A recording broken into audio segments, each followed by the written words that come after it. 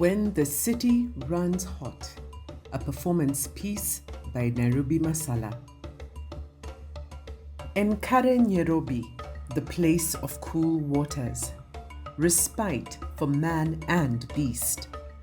A welcome offering for parched throats after a long trek across the savannah. Eager hands, quick wits, the excited chatter, Ma, Kikamba, and Gikuyu words traded in vibrant negotiation.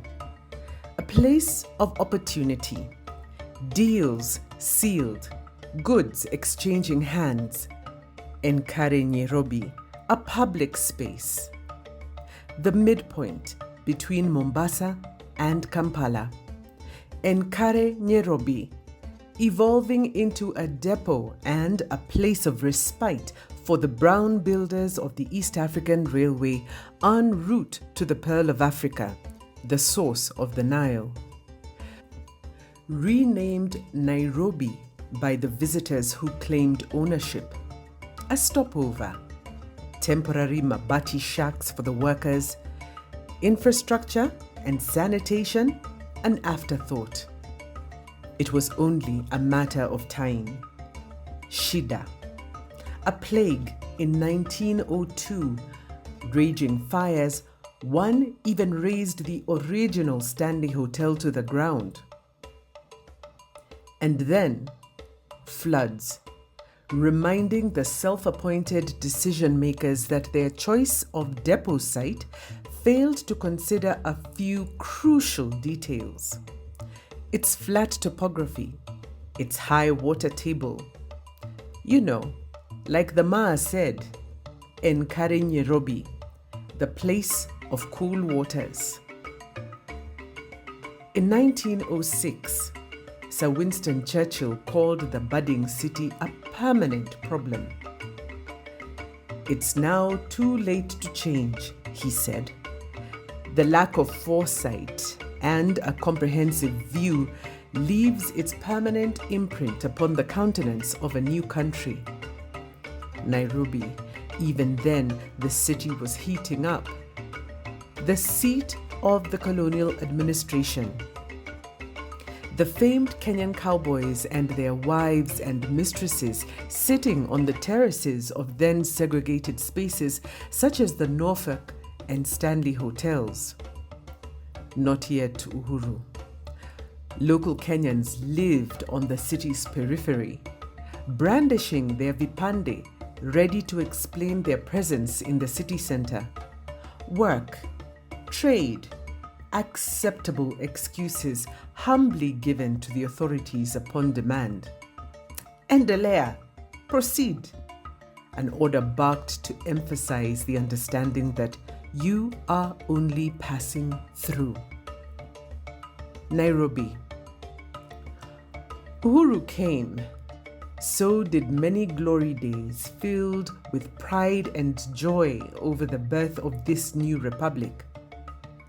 But the sense of belonging has been a lot more elusive. A tactile tapestry of heat and concrete. As new buildings came up, old habits persisted. Work and go home. You are just passing through.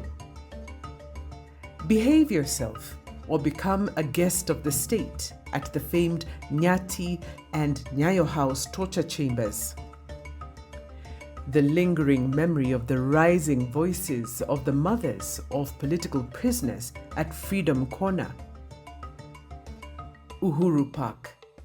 Broad smiles and optimism as President Mwai Kibaki was sworn in, ending the 24-year rule of his predecessor. His arms aloft years later holding the newly promulgated Constitution of Kenya. Much more recently, images of flags draped across youthful shoulders. Power fists pumping through the tear gas in the air.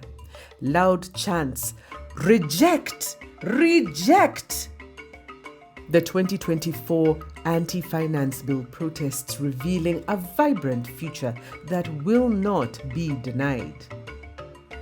all speaking to the place of Nairobi in the rich and complex history of this republic. The city still runs hot. Intergenerational contestations to forge a new identity that demands inclusivity, justice, and sustainability. The city runs hot. A new generation is navigating its way to solving the so-called permanent problem. Recognizing that, first, it is a people problem. The city still runs hot. As we consider our values and identity, asking what makes us a people, do we believe our city is ours to design, nurture, and protect? Ours to work and play in? A third place, a public space away from home and work, communal, inclusive, sustainable, for self-expression, play, and restoration. No rose-tinted glasses here, but finally, we're on our way. No longer just passing through.